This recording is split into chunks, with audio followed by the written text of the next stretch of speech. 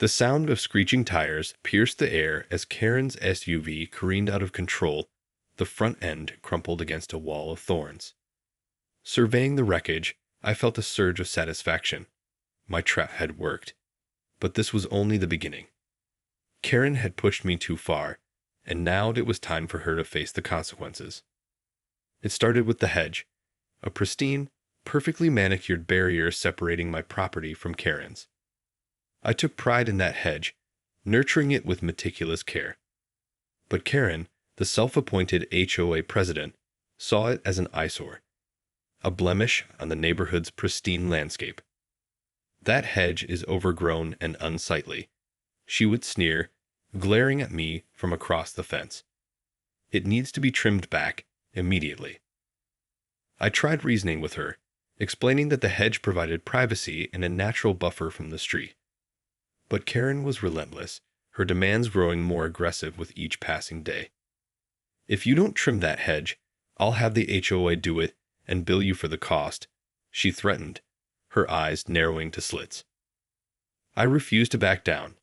This was my property, my hedge, and I would maintain it as I saw fit. Little did I know that Karen's spiteful campaign was about to take a dangerous turn. One morning, as I stepped outside to check on my beloved greenery, I noticed fresh tire tracks leading right through the center of the hedge. Furious, I followed the path of destruction, only to find Karen's SUV parked haphazardly on my side of the property line. "What is the meaning of this?" I demanded, storming up to her. Karen regarded me with a smug grin. "Oh, that. I was just trying to trim your hedge for you. Clearly, it needed some work." I stared at her in disbelief, my blood boiling. "You drove through my hedge. Do you have any idea how much damage you've caused?" "It's just a hedge, for goodness sake," Karen scoffed. "It'll grow back. Besides, I'm the HOA president. I can do what I want." Her arrogance was infuriating. I wanted nothing more than to wipe that self-satisfied smile off her face. But I knew I had to keep my cool, at least for now. "Karen, you've crossed a line. If you ever set foot on my property again, You'll what?" She interrupted, her tone dripping with condescension. "Call the police? Good luck with that. Everyone knows I run this neighborhood." With that, she climbed back into her car and sped off, leaving me standing there, seething with rage. I had to do something, and I had to do it fast, before Karen destroyed anything else. As I surveyed the damage to my hedge, an idea began to take shape in my mind. If Karen wanted to play dirty, then so be it. It was time to fight fire with fire. I rolled up my sleeves and got to work, determined to teach Karen a lesson she would never forget. The next few days were a flurry of activity as I worked tirelessly to put my plan into action. I scoured the internet, researching the most effective ways to create a trap that would stop Karen's relentless hedge-destroying rampage. After carefully considering my options, I settled on a plan that would not only stop her in her tracks, but also deliver a deliciously ironic twist of fate. I started by reinforcing the damaged sections of the hedge, weaving the branches together to create a sturdy, impenetrable barrier. Then, I set to work digging a deep pit just on the other side of the hedge, camouflaging it with a layer of branches and leaves. The trap was ready, and all I had to do was wait for Karen to strike again. Sure enough, it didn't take long. One morning, as I was sipping my coffee on the porch, I heard the familiar rumble of Karen's SUV approaching. I watched with bated breath as she careened down the street, her eyes locked on my hedge. "Time to trim that eyesore," she muttered, her voice carrying across the quiet neighborhood. I tensed as she turned onto my driveway, gripping the steering wheel with white knuckles. The SUV surged forward, plowing straight through the reinforced hedge. For a moment, everything seemed to move in slow motion as the vehicle lost traction and began to tilt precariously. Then, with a sickening crunch, the front end of the SUV disappeared into the pit, the rear wheels lifting off the ground. Karen's scream of terror echoed through the air as her car tumbled into the trap, coming to a stop on its side. I stood in stunned silence, watching as the dust settled. After a moment, I cautiously approached the wreckage, my heart pounding in my chest. To my relief, I could see Karen moving, her head poking out of the shattered window. "Are you all right?" I called out, feigning concern. Karen's face was a mask of pure rage. "You did this, you bastard." She spat, her voice trembling with fury. "I'm afraid I don't know what you're talking about," I replied calmly, crossing my arms over my chest. "It seems your driving skills need some work. This is sabotage. I'm going to have you arrested for this," she screeched, her eyes wild with panic. I couldn't help but chuckle. "Good luck with that, Karen. As you said, you run this neighborhood. But I think the evidence here speaks for itself." I turned and walked away, leaving Karen trapped in her wrecked SUV, her cries of rage echoing in my ears. A sense of satisfaction washed over me, but I knew this was only the beginning.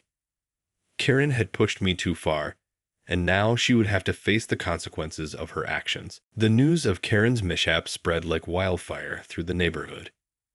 By the time the police and tow truck arrived, a crowd had gathered, all of them eager to witness the spectacle.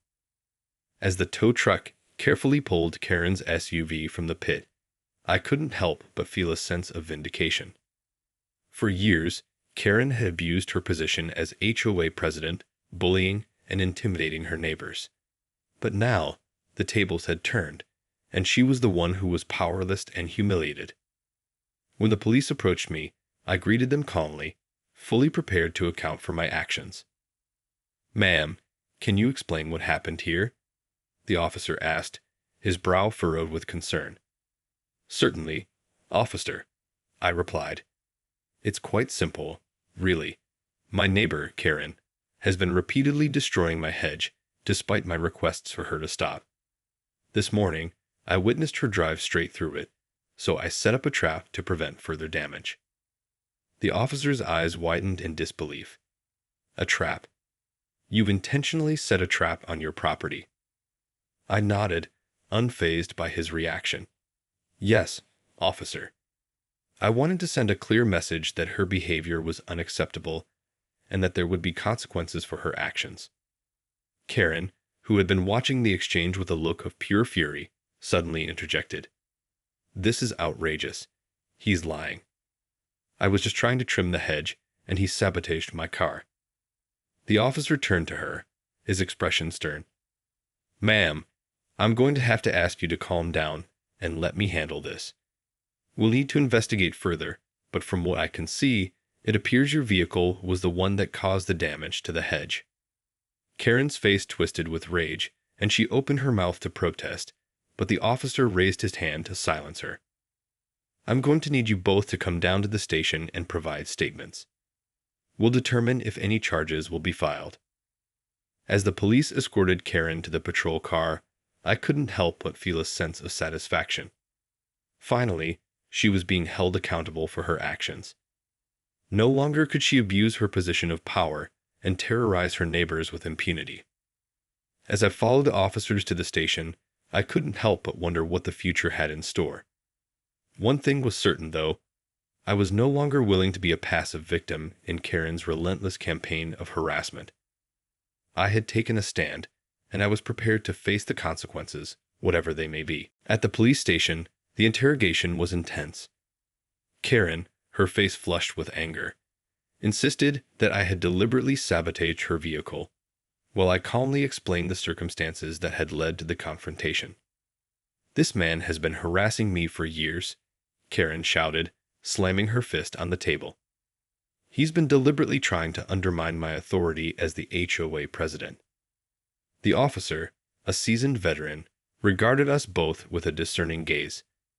"Miss Simmons, I understand you're the HOA president, but that doesn't give you the right to destroy your neighbor's property. And Mr. Walters, while I appreciate that you were trying to protect your hedge, setting a trap was an extremely dangerous and reckless thing to do." I opened my mouth to defend my actions, but the officer raised his hand to stop me. "However, based on the evidence we've gathered, It does appear that Miss Simmons was the one who deliberately drove through your hedge, despite your repeated attempts to resolve the issue civilly. That, combined with the fact that your trap was designed to stop her vehicle, suggests that you were acting in self-defense. Karen's eyes widened in disbelief, and she began to sputter incoherently. So, what are you saying? I asked, trying to keep my voice calm and measured. I'm saying that while I can't condone the use of a trap, I understand the circumstances that led you to take that action. As long as you cooperate fully with the investigation and agree to remove the trap immediately, I'm willing to recommend that no charges be filed against you. I nodded, relieved that the officer was taking a reasonable approach. I understand, and I'll do whatever is necessary to resolve this situation. Karen, on the other hand, was far from pleased. This is an outrage, she screamed, her face turning an alarming shade of red. I'm the HOA president, and I demand that you arrest this man for what he's done. The officer regarded her with a stern expression. Miss Simmons, I'm going to have to ask you to calm down and cooperate with the investigation. Your position as HOA president doesn't give you the right to break the law or harass your neighbors. If you continue to act in this manner, I'll have no choice but to place you under arrest. Karen's mouth snapped shut, and she glared at the officer with undisguised hatred. I, on the other hand, felt a surge of relief. Perhaps, finally, Karen would be forced to face the consequences of her actions. As the interrogation continued, I provided the officer with a detailed account of the events leading up to the confrontation and agreed to remove the trap as soon as possible. I even offered to cover the cost of repairing Karen's vehicle, knowing that it was the best way to resolve the situation and avoid any further legal complications. With the investigation concluded, the officer escorted us out of the station, warning Karen that any further attempts to interfere with my property or harass me would result in her arrest. As we parted ways, I couldn't help but feel a sense of cautious optimism. Maybe, just maybe, this incident would finally put an end to Karen's reign of terror. In the days that followed, the neighborhood was abuzz with the fallout from the confrontation between Karen and me. Word of the incident had spread like wildfire, and it seemed that everyone had an opinion on the matter. Some residents, who had long been frustrated by Karen's heavy-handed tactics as HOA president, openly celebrated my actions, praising me for standing up to her bullying. Others, however, were more sympathetic to Karen, believing that I had gone too far in setting the trap. Unsurprisingly, Karen was the most vocal critic. She bombarded the HOA board with demands that I be removed from the neighborhood and that she be compensated for the damage to her vehicle. But to her dismay, the board members, many of whom had grown weary of her constant power plays, largely ignored her calls for retribution. This is an outrage. Karen fumed, her face contorted with rage as she stormed out of the HOA meeting. I'm the president, and I demand that something be done. One of the board members, a soft-spoken elderly woman named Mrs. Gonzalez, simply shook her head. Karen, we've listened to your complaints, but the evidence clearly shows that you were the one who caused the damage to Mr. Walters' hedge. And while his actions in setting the trap were questionable, the police have determined that he was acting in self-defense. Karen opened her mouth to protest, but Mrs. Gonzalez raised a hand to silence her. Furthermore, the majority of the board has decided that we will not be pursuing any legal action against Mr. Walters. Instead, we've agreed to cover the cost of repairing his hedge and will be implementing new guidelines to prevent similar disputes from occurring in the future. Karen's face turned an alarming shade of purple, and for a moment, I thought she might explode. But instead, she stormed out of the room, muttering curses under her breath. As the other board members turned to me, I couldn't help but feel a sense of relief. The nightmare of dealing with Karen's relentless harassment was finally coming to an end. Mr. Walters, Mrs. Gonzalez said, her voice soft and sympathetic, I want to apologize on behalf of the HOA for the trouble you've had to endure. We're going to do our best to ensure that this never happens again. I nodded, a small smile tugging at the corners of my mouth. "Thank you, Mrs. Gonzalez. I appreciate your understanding, and I'm grateful that the board has chosen to take a reasonable approach to this situation." With that, the meeting was adjourned, and I headed home, feeling a sense of newfound optimism. Perhaps, with Karen's influence on the HOA diminished, I could finally enjoy a little peace and quiet in my own neighborhood. However, as I pulled into my driveway, a sense of unease crept up my spine. Something told me that this wasn't the end of the story, that Karen, in her relentless quest for power and control, wouldn't go down without a fight. In the weeks that followed the confrontation with Karen, the neighborhood seemed to return to a semblance of normalcy. The HOA board had upheld its decision not to take any further action against me, and they had even provided the funds to have my hedge repaired. However, my sense of unease only grew stronger with each passing day. I couldn't shake the feeling that Karen was biding her time, plotting her next move. And true to my suspicions, it wasn't long before she struck again. One morning, as I was tending to my garden, I heard the familiar sound of an engine revving. Glancing up, I watched in horror as Karen's SUV came barreling down the street, heading straight for my property. Before I could react, the vehicle swerved onto the sidewalk and plowed through the newly repaired hedge, sending a shower of leaves and branches in all directions. I stood rooted to the spot, my heart pounding in my chest, as Karen brought the car to a screeching halt just inches from where I was standing. "What the hell do you think you're doing?" I shouted, my voice trembling with anger. Karen fixed me with a cold, calculating stare. "I'm sending you a message, Mr. Walters," she said, her voice dripping with venom. "This isn't over. Not by a long shot." With that, she shifted the car into reverse and peeled out, leaving me standing there, dumbfounded and shaken. I wasted no time in contacting the police, reporting Karen's latest act of aggression. However, when the officers arrived, they seemed hesitant to take any immediate action.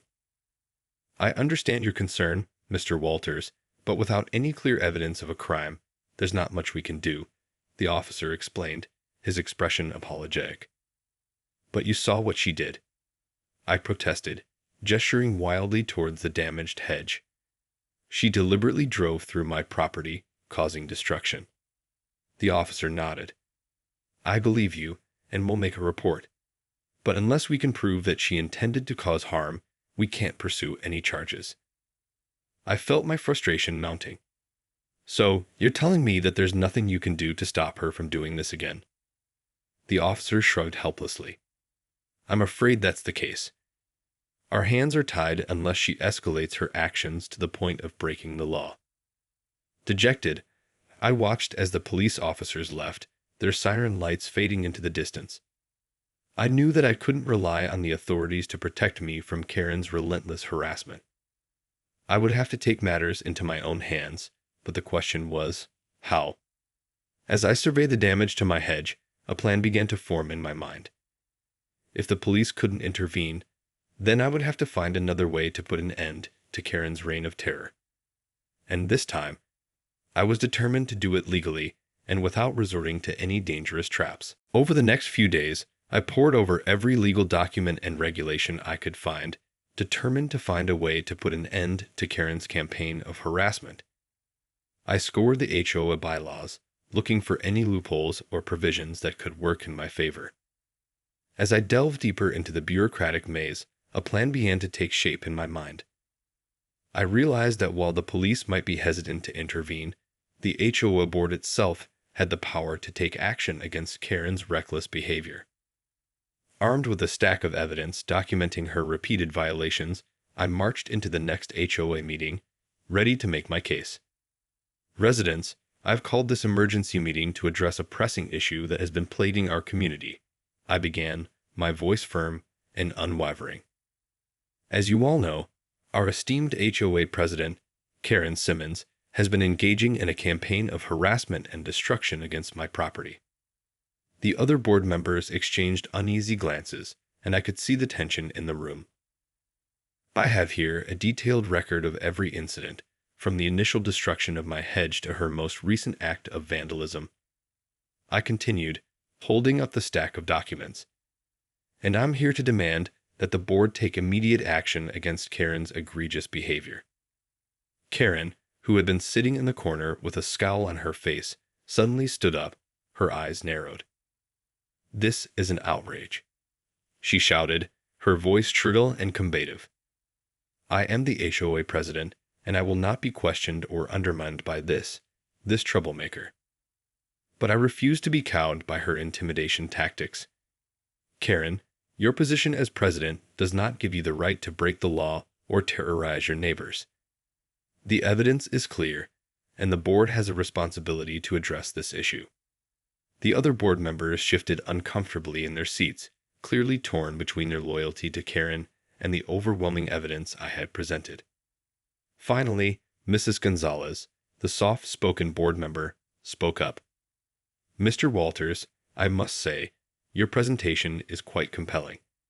And based on the information you've provided, it appears that Karen has indeed been in violation of several HOA regulations." Karen's face contorted with rage, but Mrs. Gonzalez raised a hand to silence her. "Therefore, the board has decided that we have no choice but to suspend Karen from her position as HOA president, effective immediately." The room erupted in gasps and murmurs, and Karen's eyes widened in disbelief. "You can't do this," she shrieked, her voice cracking with desperation. "I won't stand for it." But the board members remained steadfast, and one by one, they voted to uphold the decision, stripping Karen of her power and authority. As the meeting adjourned, I couldn't help but feel a sense of triumph. After months of relentless harassment, I had finally found a way to put an end to Karen's reign of terror. The road ahead might not be easy, but I knew that with the support of the HOA board, I could finally reclaim my peace and privacy in the neighborhood. In the aftermath of the HOA meeting, Karen's reign of terror finally came to an end. With her suspension from the board, she lost the power and influence that had allowed her to terrorize the neighborhood for so long. Initially, Karen refused to accept her defeat, storming around the community, threatening to sue the HOA and anyone who dared to cross her. But her outbursts only served to further cement her reputation as an unstable and irrational individual, and the other residents quickly grew tired of her antics. As the days passed, Karen's influence continued to wane, and the HOA board wasted no time in implementing new policies and regulations to prevent similar disputes from occurring in the future. I was relieved to see that the community was finally taking steps to address the underlying issues that had allowed Karen's behavior to go unchecked for so long. With the threat of Karen's harassment finally behind me, I turned my attention to repairing the damage she had caused to my beloved hedge. The HOA had generously provided the funds for the restoration, and I took great pride in carefully nurturing the plants back to their former glory. As I tended to the hedge, I couldn't help but reflect on the tumultuous journey that had brought me to this point. The confrontation with Karen had been a turning point, forcing me to stand up for myself and my property in a way I never thought I'd have to. But in the end, it had been worth it. The neighborhood, once divided and on edge, had come together to support me and hold Karen accountable for her actions. And as I looked around at the well-maintained homes and vibrant community, I felt a sense of belonging and security that I hadn't experienced in years. Of course, I knew that the road ahead wouldn't be without its challenges. Karen, with her wounded pride and thirst for revenge, might still try to cause trouble. But this time, I was ready. I had learned that standing up for myself, even in the face of adversity, was the only way to reclaim the peace and tranquility I deserved.